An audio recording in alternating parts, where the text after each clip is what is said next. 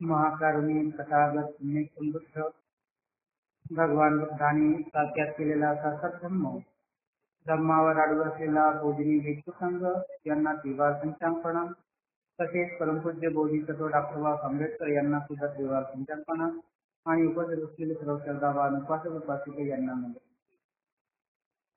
तर आजचा भाग आहे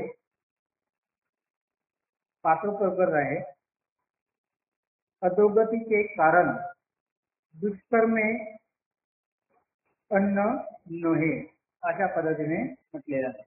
तर इथं एक कथा आली होती की आम्लगंध नावाचा एक ब्राह्मण हिमालयात आपल्या शिष्यगणासह राहत होते. तो आणि त्याचे शिष्य मत्स्य मांस खात नसत.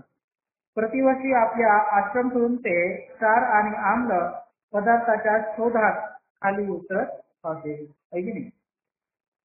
तर ज्या गावात ते उतरत तेथील रहिवासी 4 महिनेपर्यंत मोठ्या सन्मानाने त्याचे आदर निश्चय करत असत. एकदा तथागत भगवान बुद्ध त्या गावाला भेट दिली. भगवंताचे धम्मरूप ऐकून ते गावकरी त्याचे श्रावक बनले. त्या वर्षी आम्लगंध आणि शिष्यगण प्रतिवर्षीप्रमाणे त्या गावात आले असताना गाववासियांनी त्याच्या समनी फारसा उत्साह दाखविला नाही. भगवंत मत्स्य मासाच्या सेवनाचा निषेध करीत नाही हे ऐकून तो खिन्न झाला. या गोष्टीचे खरे गोष्ट करून घेण्यासाठी श्रावक येथे जेतवनात भगवान बुद्ध राहत होते त्या ठिकाणी त्याच्याकडे जाऊन म्हणाला. आता अशी गोष्ट झाली की हिमालयामध्ये जो संन्यासी राहत होता, काय नाव होता, आम्लगंध नावाचा होता. तर हा आम्लगंध नावाचा व्यक्ती हिमालयामध्ये जात होता आणि हिमालयामध्ये राहत असताना काय व्हायचं, तो मांस वगैरे काही खात नव्हता, मांस सेवन वगैरे करत नव्हता, मांस खात नव्हता. तर तो काय होता की दरवर्षी जे काही 4 म्हणजे आश्रम आहे तो दरवर्षी प्रमाणे 4 महिन्यापर्यंत काय व्हायचा, तो त्या गावात यायचा. त्या हिमालयाच्या पायथ्याशी जे गाव होतं तिथं यायचा. आता तिथं आल्यानंतर काय करायचं, या संन्यासाचं आणि त्याच्या शिष्याचं खूप मोठं स्वागत करायचं. तर अशा पद्धतीने हा मांस खात नाही, काही खात नाही, अशा पद्धतीने स्वागत करायचं. तर अशा पद्धतीची परंपरा होती. अशाच वेळी काय झालं, एकदा भगवान बुद्ध त्या गावात गेले. त्या गावात गेल्यानंतर त्यांनी धम्मदेशना दिली आणि ते काय झाले, सगळे लोक भगवान बुद्धाचे उपासक बनले. आता उपासक बनले, भगवान बुद्ध धम्म दिले आणि आपल्या कुटीकडे वापस आले म्हणजे जेतवनामध्ये. आता काय झालं की हा दरवर्षीप्रमाणे जे काही वर्षपास वगैरे चालू व्हायचा त्या निमित्ताने तो गावामध्ये आला. गावामध्ये आल्यानंतर पाहिलं तर काय, गावातले लोक जे होते त्याला मानपान द्यायचं दाखवलं आहे, तेवढा उत्साह त्याला दाखवला आहे, दिसत होते. मग त्यांनी पाहिलं काय कोणतं कारण आहे की या गावामध्ये भगवान बुद्ध येऊन गेले होते. वर भगवान बुद्ध आले तर आले, पण त्यांनी भगवान बुद्धांनी जो धम्म सांगितला तर त्या धम्म सांगितल्यामुळे त्यांनी मांस सेवन करण्यासाठी निषेध सांगितला नाही. तर भगवान बुद्ध मांस सेवन करण्यासाठी निषेध केला नाही. अशा पद्धतीने त्याला वाटलं की आम्ही तर मांस निषेध करतो, मांस खात नाही, मग हा एवढा मोठा भगवान बुद्ध आहे तर मांसाच्या निषेध का करत नाही असं त्याच्या मनामध्ये वाटलं. आणि म्हणून तो काय केला, त्याने मग जेतवनामध्ये जाऊन त्याची भेट घ्यायची विचार केली. का, कारण त्याला वाईट वाटलं का आम्ही एवढा मांस काय करतो, मांस खात नाही, आम्ही त्याच्यापेक्षा शिस्त आहोत असं त्याला वाटलं. भगवान बुद्ध हे मांस खात नाही, तर त्याचं नेमकं कारण म्हणजे मांसाचा निषेध करत नाही, म्हणजे भेटलं तर खायचं, नाही भेटलं तरी नाही खायचं, अशा पद्धतीने भगवान बुद्धाचा नियम आहे. तर मग अशा पद्धतीने ते का असं करत नाही, म्हणून अशा पद्धतीने त्याला मोठं वाईट वाटलं का एवढे मोठे बुद्ध झाले तर ते मांस खात नाही असं, म्हणून त्याला मोठं दुःख झालं. आणि तो त्याला वाटलं की आपण भगवान बुद्धाला जाऊन विचारलंच पाहिजे असं त्याला वाटलं. आणि तो भगवान बुद्धाकडे जातो आणि भगवान बुद्धाला विचारतो. तर भगवान बुद्धाला काय म्हणतो की भगवान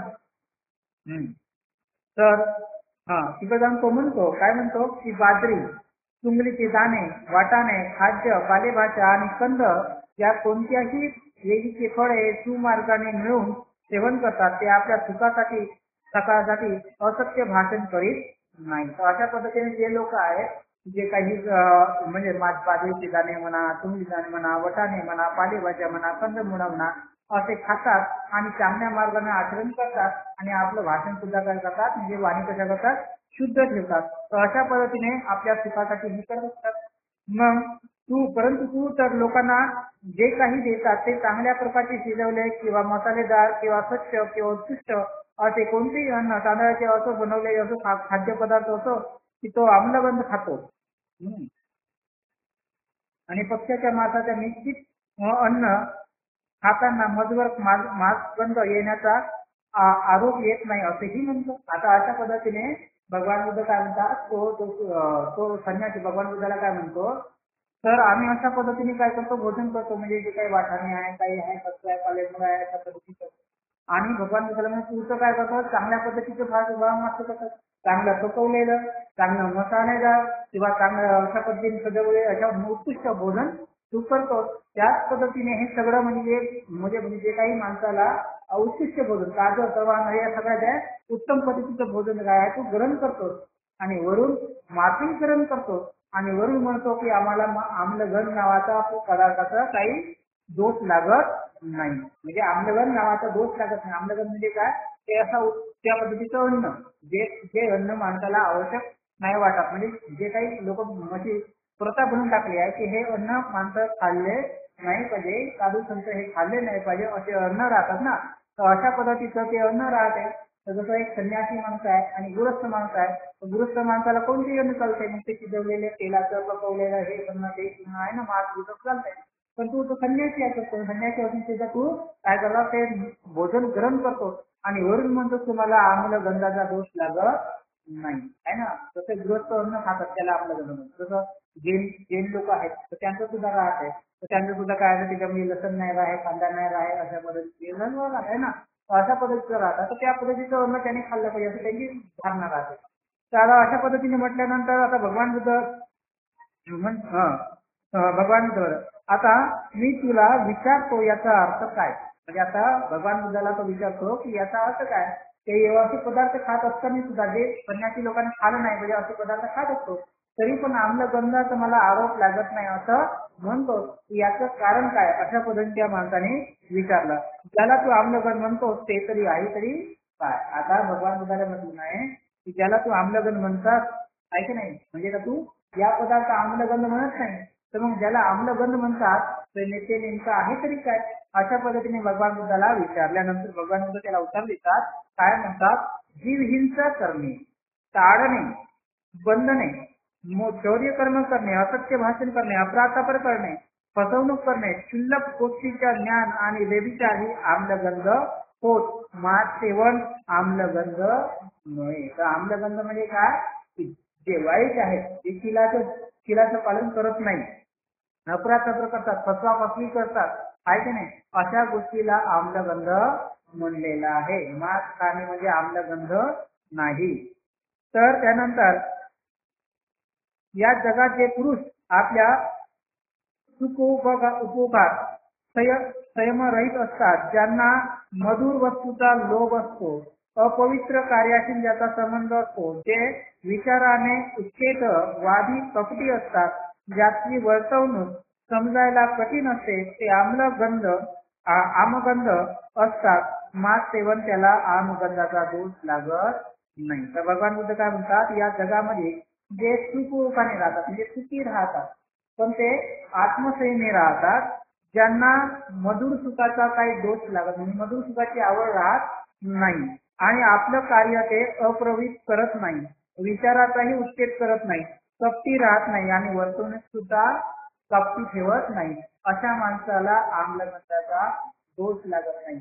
मांस सेवनामुळे आम्लगंधाचा दोष लागत नाही. तर जे माणसं आहेत ते कपटी राहतात, वाईट वर्तवणूक करतात, अशाला आम्लगंधाचा दोष लागतो, आमगंधाचा दोष लागतो. मांस सेवनाने आमगंधाचा दोष लागत नाही. जगाचे उद्धट, कर्कट, निंदाप्रिय, विश्वासघात, निर्दय, अतिशय अहंकारी, अनुदारी असतात आणि दुसऱ्यांना काहीच देत नाही, ते लोक आमगंध दोषायुक्त होत. मांस आहाराने मनुष्य आमगंध दोषयुक्त होत नाही. म्हणजे मांस खाल्ल्याने आम्लगंध होत नाही. तर जो व्यक्ती कपटी आहे, दुष्टी आहे आणि कर्कश आहे, निंदा करतो, विश्वासघात करतो आणि अहंकार असून असतो आणि दुसऱ्यांना काहीच देत नाही, अशा लोकांना आमगंध नावाचा दोष लागतो, मांस खाणेवाल्याला लागत नाही, है ना. राग, गर्व, हट्टीपणा आणि शत्रू, कपट, द्वेष, फुगाची, मारणे, अत्यंत अहंकारी, पापी मनुष्याची संगत यांचा योगाने मनुष्याला आमगंधाचा दोष जडतो. मासा क्षणाने नव्हे. ज्याची नीती वाईट, जे घेतलेले कर्ज देण्याचे नाकारतात, ते निंदा करतात आणि आपल्या व्यवहारात बुटकेगिरी वापरतात, जो ढोंगीपणा करतात, अशा दुष्कृत्य करणारी नीच माणसे ही आमगंध दोषाने युक्त होत मासाशयाने आमगंध होत नाही. तर जी माणसे सजीव प्राण्याची संसार संयम राखत नाही, जे परधन हितकंप परपीडा कराव्या सदैव चित्त असतात, जे नीतिमत्ता, क्रूर, कर्कश असतात आणि दुसऱ्याचा उपमर्द करण्याचे आणि ज्याची वृत्ती असते, ते सर्व आमगंध दोष युक्त होत मांसाहाराने आमगंध दोष जळत नाही. जे लोभाने अथवा शत्रुत्वाने सजीव प्राण्याची छाया घालतात, ते सदैव दुर्बुद्धीने प्रेरित झाल्यामुळे मरणोत्तर अंधारात सापडतात आणि नरकात कोसळतात. ते आमगंध होत मासाक्षाने आमगंध दोष जळत नाही. मत्स्यपात सेवनापासून प्रवृत्त. आता इथं काय म्हटलं नाही, कुठलाही जो व्यक्ती आहे तो जर वाईट मार्गाने लागला असेल, अकुशल कर्म असेल, कपटी असेल, कोणाचा कर्ज घेत असेल, कर्ज पुरत नसेल, कोणाला आई वडिलांना म्हणा कोणाची म्हणा चांगल्या पद्धतीने वागत नसेल, वडिलांना माणसाचा वाण ठेवत नसेल आणि जो ढोंगीपणा करत असेल, त्याचा व्यवहार दुष्टेपणाचा असेल, अशा माणसाला आमगंधाचा दोष लागतो. मांस हार हरण केल्याने लागत नाही. म्हणजे जवळजवळ जो वाईट मार्गात काम करतो त्याला आमगंध नावाचा दोष लागतो. मांस गरम केल्याने त्याला दोष लागणार नाही. तर अशा पद्धतीने भगवान बुद्धाने सांगितलं. आता इथं म्हणतात की मत्स्य सेवनापासून परावृत्त. म्हणजे एखाद्या व्यक्तीने मांस सेवनापासून परावृत्त झाला आणि तो नग्नता राहिला, शिरमुंड करून राहिला, जटा करून राहिला, किंवा काय एखाद्या भस्म लावून राहिला, की मृगाची परिधान करून राहिला, म्हणजे मोराची जे काही पिच्च आहे ते गुंडाळून राहिला आहे की नाही, तर अहिताची व्रत करत राहिला, म्हणजे कोणतरी व्रत धारण करत राहिला आणि या इत्यादी सर्व जगातील तप आणि तपसाठी काही प्रयोग करत असला, म्हणजे तप धारण करत असला आणि मंत्रोच्चार करत असला, बलिदान देत असला, नेमितिक यज्ञ करत असला, यापैकी कशानेही सदैव शंका घेणारा मनुष्य शुद्ध होत नाही. तर अशा पद्धतीने कुठल्याही गोष्टी केल्याने काही शुद्ध होत नाही. तर एखादा माणूस फक्त मांस सेवन करत नसेल आणि बाकी सगळ्या गोष्टी करत असेल, जसं त्याने नग्नता राहत असेल, चिरमुंड राहत असेल, कोणतरी वळे धारण करत असेल, तर यज्ञ करत असेल, तर इत्यादी गोष्टीमुळे सुद्धा काय होत नाही, तो शुद्ध होत नाही. तर ज्याने आपले इंद्रिय जिंकलेले आहेत, ज्याने आपले इंद्रिय जिंकले, इंद्रिय म्हणजे काय, डोळे, कान, नाक याच्यावरती सगळे संयम आहे, असं जिंकलंय, तो त्याचा संयम असतो. जो धर्मनिरसक असतो, म्हणजे धर्मामध्ये राहत असतो आहे ना, आणि जो सरळ आणि मार्थाव ज्याला आनंद वाटतो, म्हणजे इथं धर्माचं कार्य करताना धर्मामध्ये राहत असताना त्याला आनंद वाटत असतो, ज्याच्या ठिकाणी विषय वासना नाही आहे ना, ज्याने दुःख निरोध केला आहे, तो सुज्ञ मनुष्य जो पाहतो ऐकतो त्यापैकी कशाच्याही आहारी जात नाही. तर तो सुज्ञ मनुष्य आहे की नाही, तो चांगला मनुष्य आहे, ज्याने दुःखापासून त्या दुःखाचं कारण जाणलं नाही आणि अशा पद्धतीने इंद्रियाचा विजय मिळवलेला आहे, संयम आहे सगळ्यावरती आणि त्याने आपल्या निरोध सुद्धा करता दुःखाचा. अशा व्यक्तीने जर काही पाहिलं, काही खाल्लं, तरी त्याला काही दोष लागत नाही. म्हणून आम्लगंधाचा दोष दुष्कृत्यामुळे जळतो, मांसाहाराच्या सेवनामुळे नव्हे. समजला काय याचा अर्थ, की आपल्याला जो मांसाहारामुळे दोष लागत नाही, तो दोष कशामुळे लागतो, आपल्या दुष्कृत्यामुळे लागत. एखाद्या माणसाने जे काही त्याच्या मनामध्ये म्हणजे काही दोष आहे किंवा राग, द्वेष, लोभ यांनी नष्ट केले नसेल, मग त्याने काही खाल्ले काय, काही पाहिलं काय, तरी त्याला काही दोष लागत नाही, असं भगवान बुद्ध इथं आहे ना. आता त्याच्यानंतर देह प्रक्षालन पुरेसे नाही, देह प्रक्षालन पुरेसे नाही, अशा पद्धतीने म्हटलंय आहे ना. आता इथं म्हटलंय, एकदा भगवान बुद्ध श्रावस्ती ते राहत असतात. खंड का नावाचा ब्राह्मण तिथे राहत असतो. तो स्नानवादी आहे. स्नानवादी म्हणजे आंघोळीला जास्त प्रदान करत असतो आहे ना, सतत आंघोळ करत राहतो आणि जल भक्षलाने स्वतःला शुद्ध करत असतो, म्हणजे पाण्याने स्वतःला शुद्ध करत असतो आणि आचाराने तो अवलंब करीत असतो. म्हणून शुद्ध आचरणच्या अवलंबने करतो.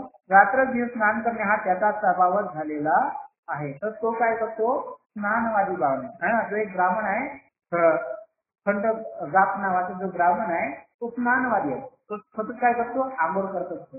कुठलंही जसं त्याला व्रत धरून केलं नाही, जसं धम्मकार्य म्हणजे त्याला आंघोळ करणे, सकाळ संध्याकाळ ब्रह्मगान करणं आणि आपण शुद्ध अशा पद्धतीने त्याने म्हणणं आहे ना. अशा पद्धती आहे की एकदा स्थवीर महास्थवीर आनंद सकाळच्या पहिली किंवा धारण करून भिक्षाटनासाठी भिक्षापात्र घेऊन आणि किंवा परिधान घेऊन श्रावस्तीसाठी भिक्षेसाठी निघाला. श्रावस्ती म्हणजे आनंद आहे, हा भिक्षाटनासाठी गेला.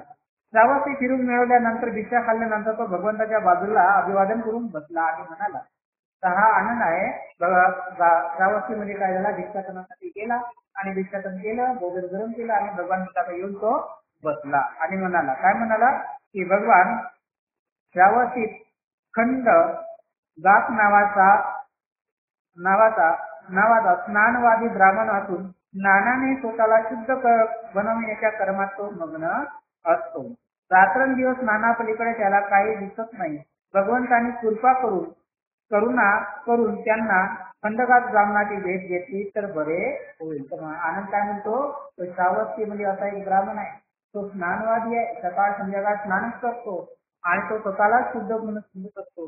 म्हणून भगवान बुद्धांनी काय करावा, त्याची भेट घेतली तर होईल बरं होईल. भेट घेतली म्हणजे काय, त्याच्या घरी जाऊन खाल्लं पाहिजे का असं म्हटलं काय नाही, तर त्यांना चांगल्या गोष्टी खाल्ल्या पाहिजे अशा पद्धतीने. आता भगवंतांनी आपल्या मौनाने त्याला संमती दिली, त्याला आनंद झाला आहे ना. दुसऱ्या दिवशी सकाळी भगवंत शिवर चढवून एक शिवर आणि हातामध्ये दीक्षापत्र घेऊन त्या खंडगाव ब्राह्मणाच्या घराकडे निघाले. तेथे जाऊन ते आसनावर बसले आणि खंडगाव ब्राह्मण भगवंता जवळ आला.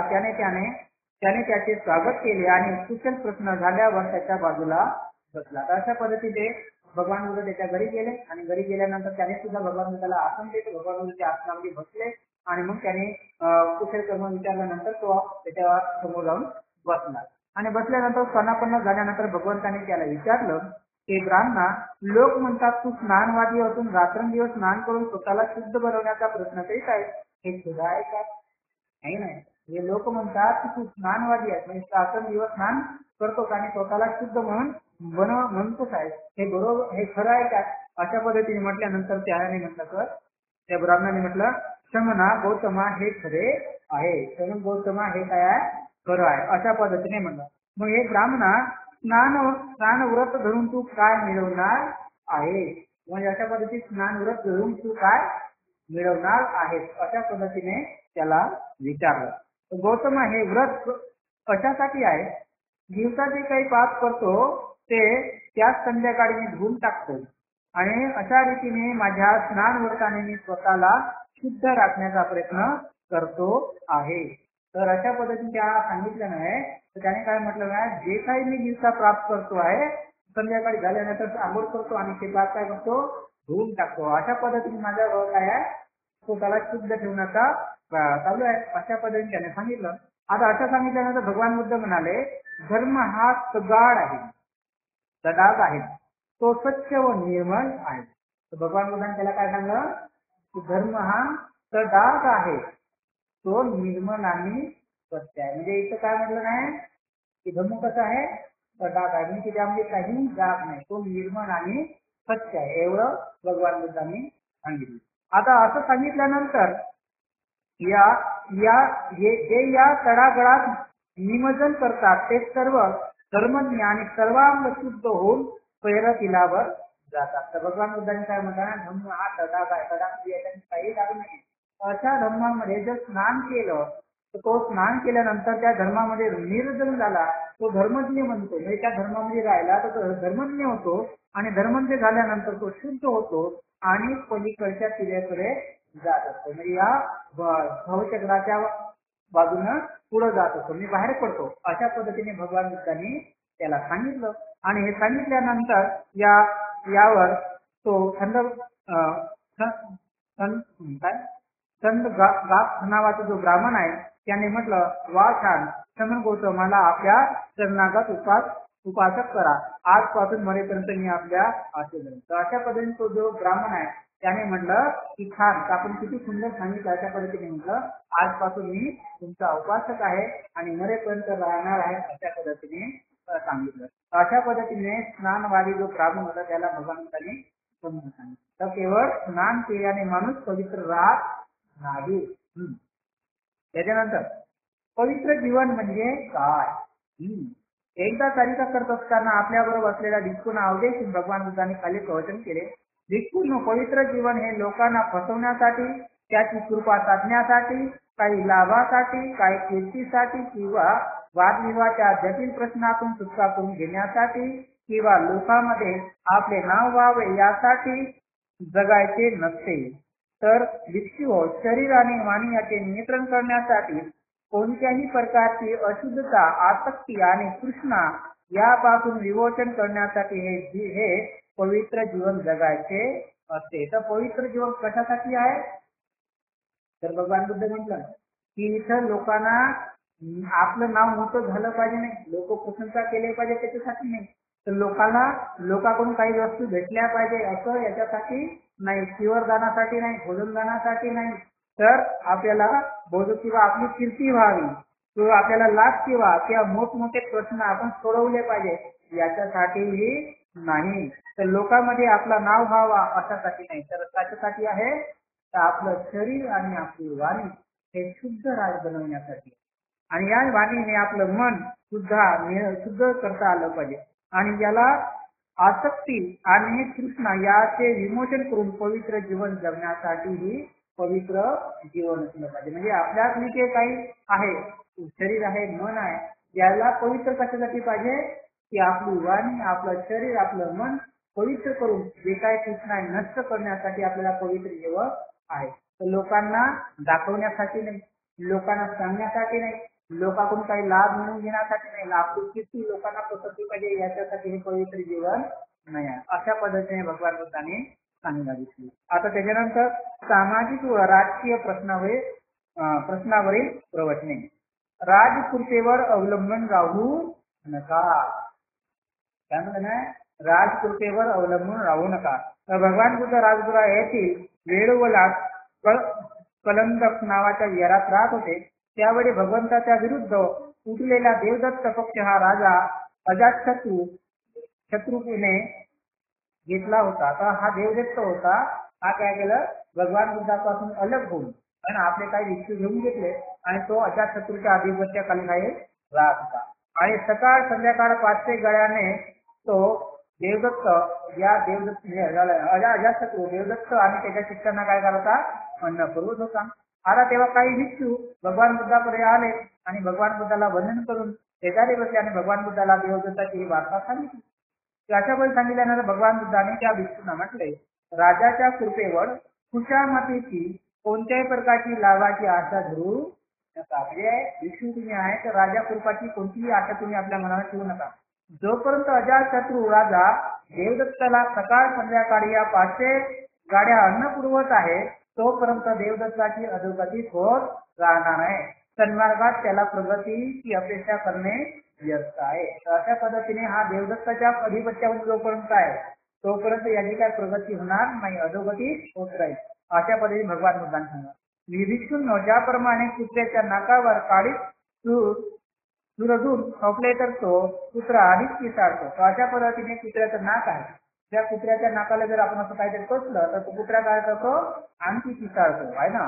अशा पद्धतीने त्याचप्रमाणे जोपर्यंत राजा अजातशत्रूला अशा रीतीने पोषित आहे तोपर्यंत देवदत्त अधोगतीला जाणार नाही. तर अशा पद्धतीने जो अजातशत्रू राजा जोपर्यंत देवदत्ताला पोषित आहे तोपर्यंत काय होईल, अधोगतीला जात राहील. म्हणून त्याची सुधारणा होणार नाही. बंधूंनो, राजाची खुशामत, कृपा, त्याच्यापासून होणारे लाभ हे भयदायक आहे. सर्वोच्च अशी अटळ शांती साधण्याच्या मार्गातील ते कटू आणि दुःखदायक असे अडसर आहे. तर चांगल्या पद्धतीचे सर्वात श्रेष्ठ असे शांती त्याच्यापासून भेटत नाही, तर ते काही आहे, अडचण आहे एक प्रकारची. म्हणून भिक्षूंनो, तुम्ही स्वतःला हे शिकवले पाहिजे की आमच्यावर लाभ, कृपा, खुशामत याचा वर्षाव होणार असेल तर आम्ही त्याचा निषेध करू आणि प्रभुत्व मिळू देणार नाही. त्याच्या लालसेने आम्हाला राजाचे दास बनवून देणार नाही. तर मग भगवान बुद्धांनी असं प्रवचन त्यांना केलं नाही की कोणी व्यक्ती असो, राजा असो, कोणी असो, तो तुमच्यावरती कृपा करेल, तुमच्यावरती वर्षा करेल, अशा पद्धतीने त्याच्या लाभामध्ये तुम्ही राहू नका. तर त्याच्या पद्धतीने तुमच्यावर खुशामत करेल, तुम्ही तशा पद्धतीने खुशामतीचा लाभाचा वर्षाव करेल, तर तुम्ही त्याचा निषेध करा, म्हणजे त्यापासून काय करा, दूर राहा. कारण तसा वर्षाव आपल्या मनावर पकड घेऊन आपले प्रभुत्व काय करते, दास बनवत राहा. बरोबर आहे? समजलं काय याचा अर्थ? तर कुठल्याही उपासकाने, कुठल्याही माणसाने एखाद्या व्यक्तीला जर ते दान देत असेल तर तो भिक्षू त्याचा दास होण्याची बाजू असते, है ना. म्हणून त्याच्यापासून तुम्ही सुद्धा काय राहा, सावध राहा. बरोबर आहे? शिकला बरोबर आहे? बरोबर आहे शिकलाय? तर तुम्ही जर तुम्हाला जर काही दान देत असेल, काही खुशामत करत असेल, तुम्हाला लाभ देत असेल, तर त्याच्यापासून तुम्ही काय करा, सावध राहा. म्हणजे कोणाचे दास बनवू नका. भिक्षू कोणाचा दास असतो का? पण आपण समजतो ना कधी कधी, म्हणजे काही समजता तुम्ही की आता बोलवलं तर आपल्या मतातून बोललं पाहिजे, बसलं पाहिजे, आपल्या मतात सांगायला असा कार्यक्रम केला पाहिजे, असा राधत असतो ना. तर अशा पद्धतीने भगवान बुद्धांनी सांगणं, राजाच्या तुम्ही नको करा, तर मग बाकीचे काय आहे की नाही. तर कोणाच्याही कृपाच्या याच्यामध्ये राजकृपेवर तुम्हाला काय आश्रित राहू नका, आहे की नाही. तर अशा पद्धतीने तुम्ही कोणाचे दास बनवू नका, स्वतंत्र राहा. कोणाची मालकी तुमच्यावर चालली नाही पाहिजे. मग ते कोणत्या वस्तूची असो, आहे की नाही. मग ते घराची असो, विहाराची असो, शिवराची असो, पात्राची असो की भोजनदानाची असो, तुमच्या कोणाच्याही आसक्तीमध्ये तुम्ही कोणाच्या भरोश्यावर राहू नका, आहे ना. कारण असे जर राहा तुम्ही गुलाम दिल्याशिवाय राहणार नाही, आहे ना. असं नसते.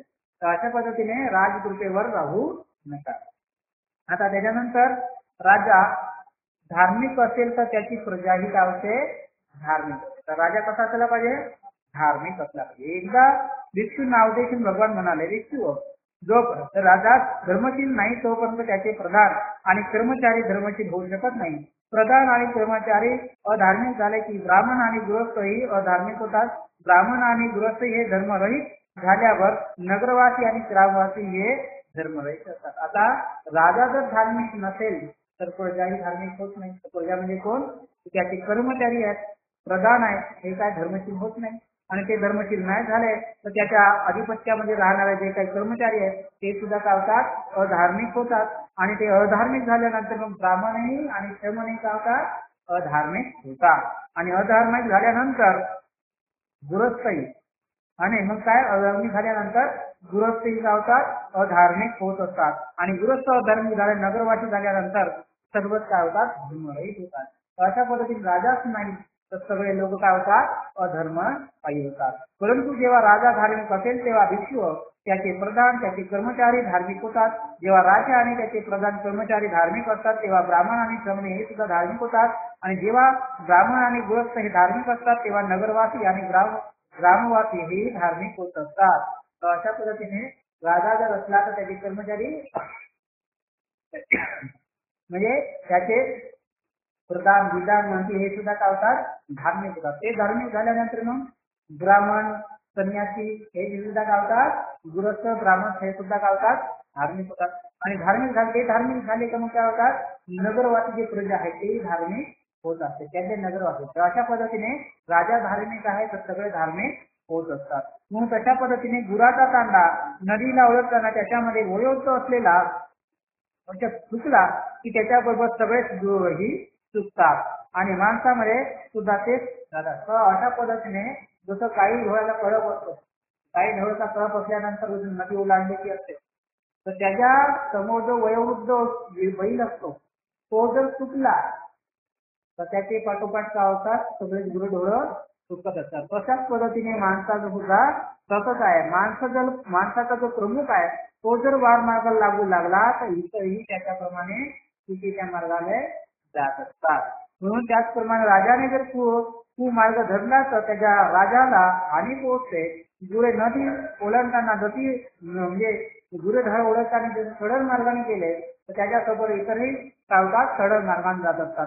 तशाच पद्धतीने त्याच्याच पद्धतीने जो व्यक्ती प्रमुख असेल तो सन्मानकडे चालू लागला तर त्याच्यासोबत इतरही लोक सन्मानकडे जात असतात. तर राजे चांगले असतील तर सर्व राज्य चालते चांगलं होते. तर मग घराचा जो प्रमुख असतो तोच जर चांगला असता तर घरातले सगळे लोक काय होतात चांगले बनत असतात आहे ना. त्याच्यानंतर राजकीय आणि लष्करी शक्ती समाज व्यवस्थेवर अवलंबून असते. म्हणजे राजकीय शक्ती आणि राजकीय आणि लष्करी शक्ती हे समाज व्यवस्थेवर काय होते अवलंबून असते. म्हणजे राजाची शक्ती आणि त्या राजाच्या भोवताल जे काही लष्करी शक्ती असते हे काय समाज व्यवस्थेवर काय अवलंबून आहे. एकदा भगवान राजगुरु येथील गुरुकुटावर राहत होते. त्यावेळी वैदेही पुत्र मगधराज अजातशत्रू विज्जीवर आक्रमण करण्याच्या विचारात होता. तो स्वतःशीच म्हणाला की विज्जी सामर्थ्यशाली असले तरी मी त्याचा पुरेपूर नाश करीन. है ना. आता भगवान बुद्धाने हे भगवान बुद्ध बुद्धकूट पर्वतावर होते.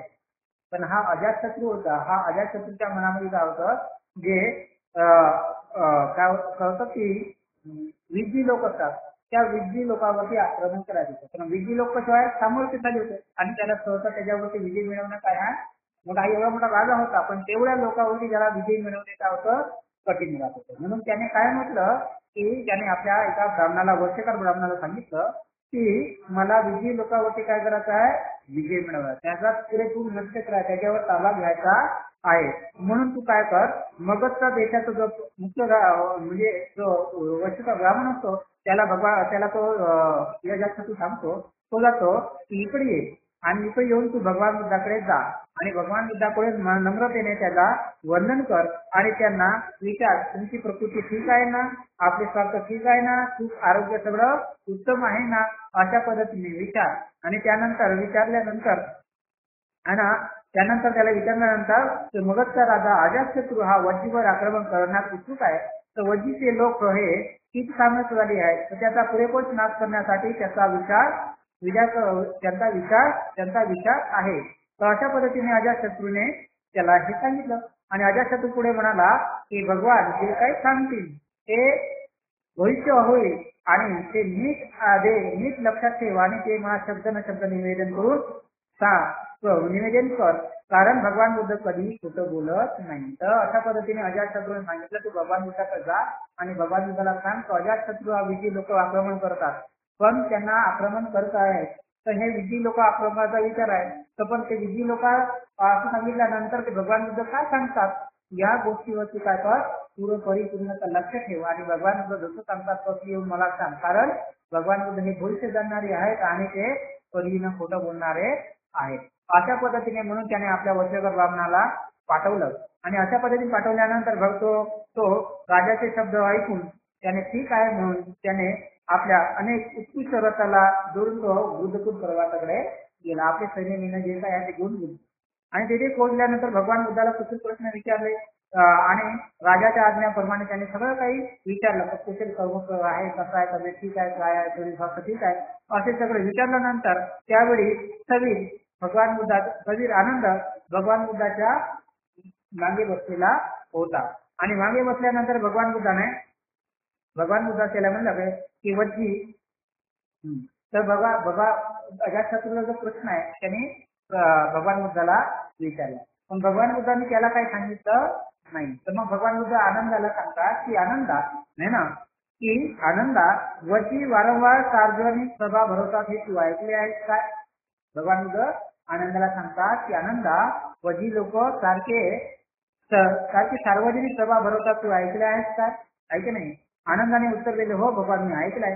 यावर भगवान बुद्धांनी पुढे म्हणाले की आनंदा जोपर्यंत वज्जी हे सर्व लोकांच्या वारंवार सभा भरवत असतात तोपर्यंत कधी त्याचा नाश होणार नाही उलट त्याची भरभराट होईल. अशा पद्धतीने भगवान बुद्ध सांगतात.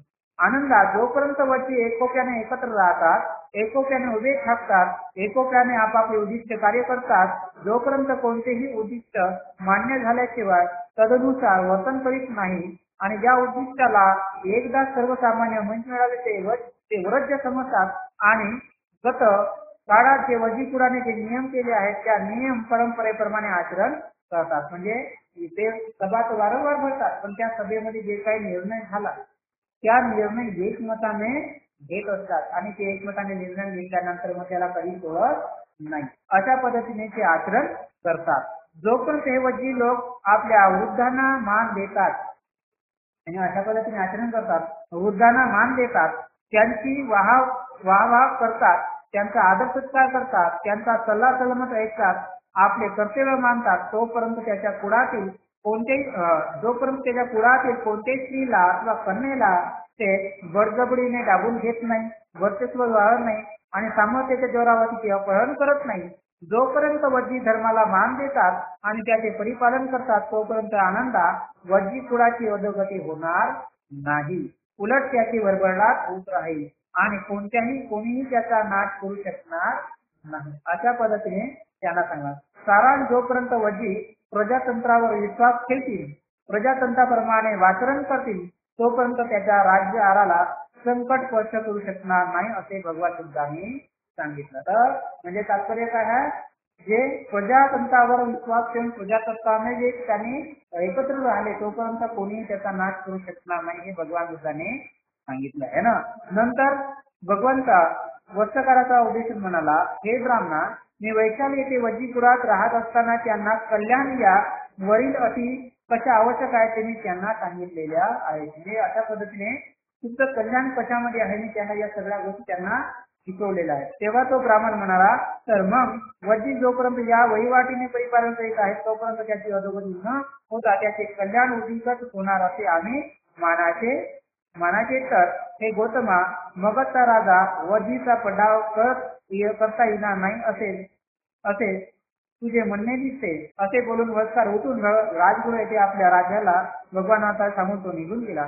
अशा पद्धतीने भगवान बुद्धाने सांगितल्याप्रमाणे अशा पद्धतीने त्यांना ज्या काही सांगितले गेले, प्रजातंत्र कसं चालवायचं हे मी त्यांना सांगितलं गेल्यामुळे जोपर्यंत या प्रजातंत्राचं पालन करत राहतील, तोपर्यंत त्याचं काही कोणीही काय करणार नाही आहे, नाश करू शकणार नाही. अशा पद्धतीने भगवान बुद्धाने सांगितलं. आता हा वर्षकाळ ब्राह्मण म्हणतात, मग भगवान आता अजातशत्रू हा त्याचा नायनाट करायचा प्रयत्न करतो, म्हणजे त्याला जिंकण्याचा प्रयत्न करतो, तर मग अजातशत्रूला यश येणार नाही असं तुमचं म्हणणं आहे. अशा पद्धतीने म्हणून आता म्हणजे अजातशत्रू त्याला कधीच जिंकणार नाही असं मग आपलं मत आहे, असं म्हणून भगवान बुद्धाला तो वर्णन करून तिथून उठला आणि मग गेला. अशा पद्धतीने भगवान बुद्धांनी ते सांगितलं नाही की प्रजातंत्राचं पालन करत राहिलं तर कधीही त्याचं राज्य काही नष्ट होत नाही. म्हणून राजकीय आणि लष्करी शक्ती समाज व्यवस्थेवर अवलंबून असली पाहिजे. आता युद्ध हा चुकीचा मार्ग आहे. तर एकदा मगध राजा अजातशत्रू यांनी आपले अश्वदळ पायदळ गोळा करून प्रसेनजित राजाच्या काठीवर स्वारी केली आणि प्रसेनजित स्वारीचा वृत्तांत ऐकून घोडदळ पायदळ सैन्य जमवले आणि तो अजातशत्रूला घेऊन जायला निघाला. त्यावेळेस त्या दोन्ही सैन्यामध्ये युद्ध झाले. अजातशत्रूने राजा प्रसेनजितचा पराभव केला आणि प्रसेनजित शेवटी आपल्या राजधानी सावकी येथे माघारी येऊन गेला. आता प्रसेनजित राजा आणि अजातशत्रू याचा झाला, कारण अजातशत्रूने काय केलं, त्या प्रसेनजित राजावरती आक्रमण केलं आणि प्रसेनजित राजाने मगधमध्ये आहे ना, मगधच्या प्रांतावरील काय केलं, हा अजातशत्रूंनी आक्रमण केलं आणि हे जेव्हा समजलं प्रसेनजित राजाला, तर त्यांनी सुद्धा काय केलं, आपले सैन्याने गोळा केले आणि तो सुद्धा तिथे काय गेला आणि तिथे युद्ध झालं. आता युद्ध झाल्यामुळे काय झाला, प्रसेनजित राजाचा पराभव झाला आणि अजातशत्रू जिंकला. आता अशा पद्धतीने पराजित झाल्यानंतर हा प्रसेनजित राजा आपला काय झाला, तिथून पराभव होऊन तिथून वापस आला, पळत आला आणि पळत आल्यानंतर तो श्रावस्तीला येऊन दुसऱ्याला बसून राहिला. आता अशा पद्धतीने झाल्यानंतर श्रावस्तीमध्ये जे काही भिक्षू राहतात ते भिक्षाटनासाठी गेले.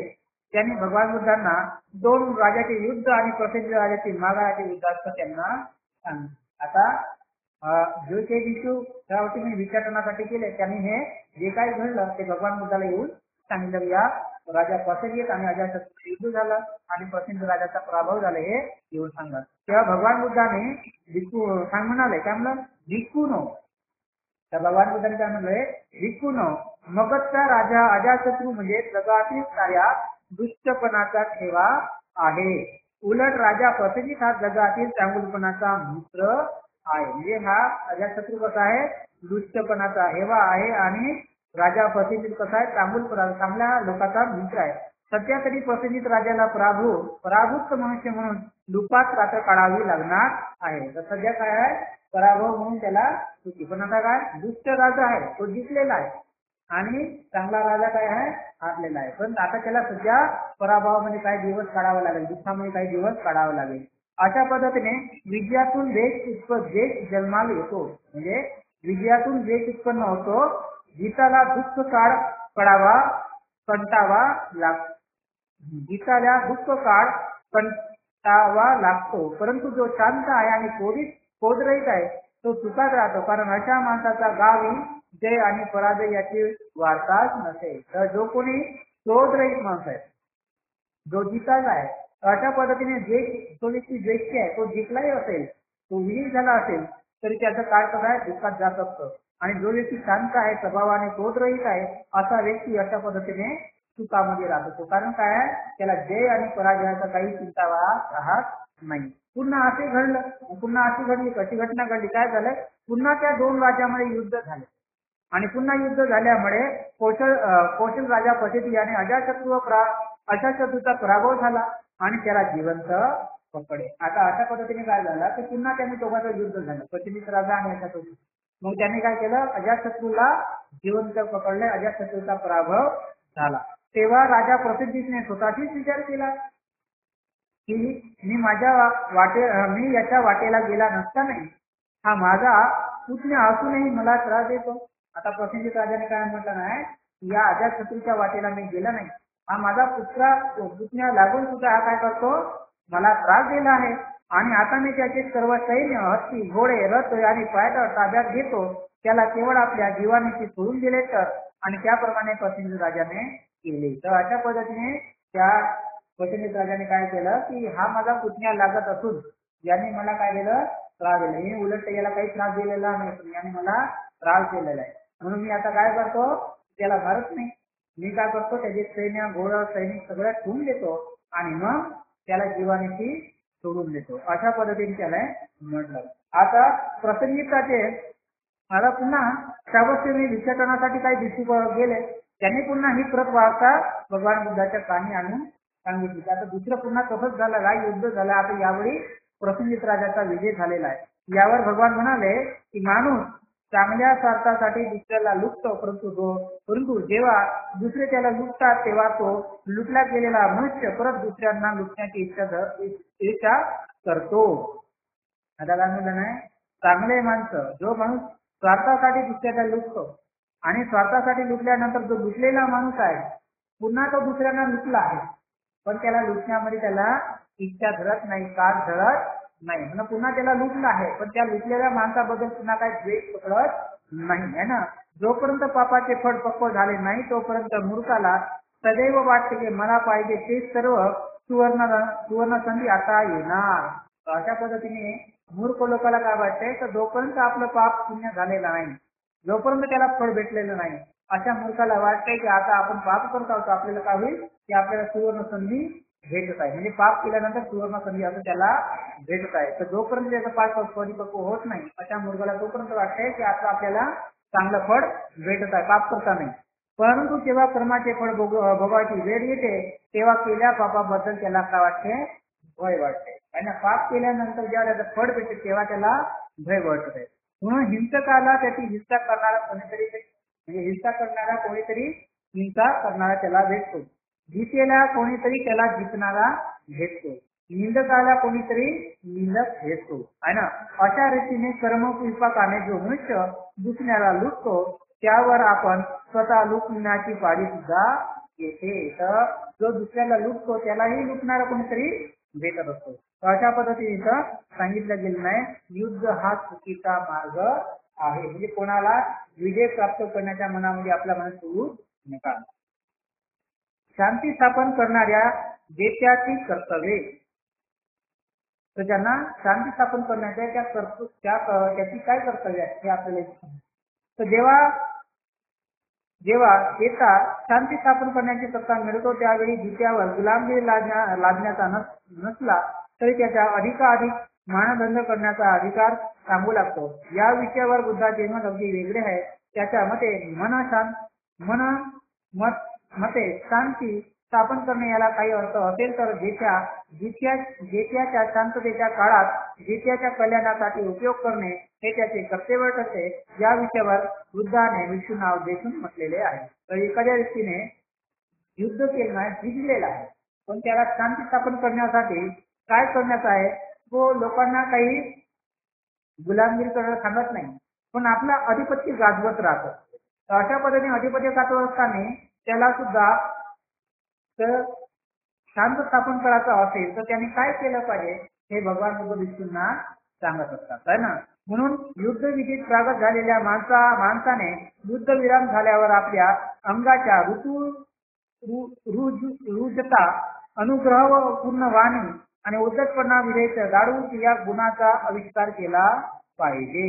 आणि कोणी आळगंड आक्रमण नसून घरच्यासारखे वागणारे पाहुणे आहोत, इंद्र सुकारी आहे न जाणारे, कुशल बुद्धीने वायपड बडबड न करणारे, हाव धरून परधनी न घेणारे असे आहोत असे आपल्या वस्तुकीने सिद्ध केले पाहिजे. लोक शाप देतील असे शुद्र आणि नीट वर्तन करून त्यांना आपल्या कमीपणा आणू नये. तर युद्ध परगत झाल्यानंतर एखादा भाग जिंकल्यानंतर त्या व्यक्तीने युद्ध संपल्यानंतर त्याच्यावर जेव्हा आक्रमण करतो, अधिकार गाजवतो, तर त्या अधिकार गाजवत असताना त्याने उद्धटपणाने वागलं नाही पाहिजे आहे ना. त्याच्यानंतर आपण त्याने कुठल्याही पद्धतीने म्हणजे चांगल्या लोकांना वाईट प्रकारे दुखापत होणार नाही अशा पद्धतीने वागलं नाही पाहिजे. उलट त्याची वृत्ती कशी असली पाहिजे, दारू वृत्ती असली पाहिजे. या गुणाचा त्याने प्रयोग केला पाहिजे. उद्धटपणा विरुद्ध राहिला पाहिजे, उद्धटपणा आपल्या मनातून काढून टाकला पाहिजे अशा पद्धतीने असलं पाहिजे. आणि कोणावरती आडदंड आक्रमण किंवा कोणत्यावरही अत्याचार केलं नाही पाहिजे. तर किंवा आपल्या इंद्रिय सुखाच्या आहारी जाऊन दुसऱ्यांना सुद्धा काही हानी पोहोचवली नाही पाहिजे. तर वायपड बडबड नाही केलं पाहिजे, दुसऱ्याचे धन हिरावून नाही घेतलं पाहिजे. आणि अशा पद्धतीने आपण चांगले माणसं आहोत, सत्पुरुष आहोत, तर चांगल्या माणसाचे असे आचरण आपण करत राहिलं पाहिजे. याचं आचरण केल्यामुळे लोक आपल्याला चांगले म्हणतील आणि लोक आपल्याला शाप वगैरे देणार नाही, नित्य वर्तन करण्याचा आपल्याला कमीपणा लागू देणार नाही. अशा दृष्टीपासून आपण काय केलं पाहिजे, दूर राहिलं पाहिजे.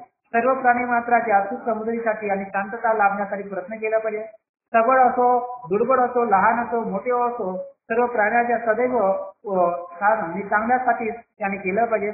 दृश्य असो किंवा अदृश्य असो, जवळचे असो किंवा दूरचे असो, जातचे असो किंवा परजातचे असो, सर्व जीवाच्या शांतीसाठी त्याने अशी वृत्ती राखली पाहिजे की जी सर्वांना चांगली लाभदायक राहील. कोणालाही आपल्या बांधवाला खुशामत करण्याची अथवा त्याचा उपरोध करण्याची आणि कोणालाही तुरुंगात डाबण्याची अथवा देश करण्याची पाळी त्याने येऊ दिली नाही. म्हणजे कोणालाही त्याने तुरुंगात म्हणजे विनाकारण तुरुंगात दाबण्याची कारण त्याने निर्माण नाही केली पाहिजे. ज्याप्रमाणे माता एकुलत्या एक मुलाला आयुर्जा पोचू नये म्हणून जसे जगते, त्याप्रमाणे विवेकाने सुद्धा आपल्या विवेक जागृत ठेवला पाहिजे. जशी आई आपल्या मुलाला एकुलता एक मुलगा कसं सांभाळते, तशा पद्धतीने जो ज्याच्यामध्ये जिंकलेला असतो त्याने काय केलं पाहिजे, त्याच पद्धतीने आपल्या एखाद्या आईप्रमाणे मुलाला जो सांभाळतो तशाच पद्धतीने त्याने आपल्या प्रजेला सांभाळलं पाहिजे, ज्याला ज्याच्यावरती विजय झालेला नाही. म्हणून विश्वाच्या वरच्या खालच्या सभोवच्या साऱ्या देशाच्या प्राणी मात्रावर अंतःकरणपूर्वक त्याने प्रेम केलं पाहिजे. म्हणजे कुठलेही जेवढे काही लोक आहेत विश्वाचे आहे ना, त्या सगळ्यावर त्याने अंतःकरणाने प्रेम केला पाहिजे. मनाला द्वेषाचा स्पर्श होऊ दिला नाही पाहिजे.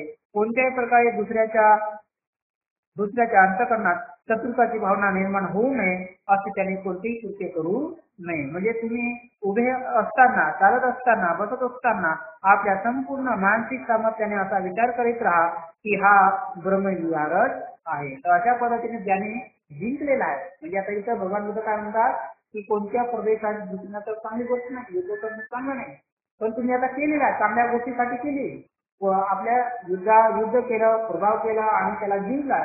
पण त्या जिंकल्यानंतर तुमच्या मनामध्ये कशी भावना राहिली पाहिजे, प्रेमळ वृत्तीची राहिली पाहिजे. एखाद्या मायबाबासारखी तुमची काय असले वृत्ती असली पाहिजे आणि त्या पद्धतीने त्या सगळ्यांचा काय केला पाहिजे, सांभाळा केला पाहिजे, सन्मान केला पाहिजे, आदर केला पाहिजे आणि तशी प्रेम आणि करुणा तुमच्या मनामध्ये असली पाहिजे. तर अशा पद्धतीने इथं सांगितलं गेलं आहे ना. आता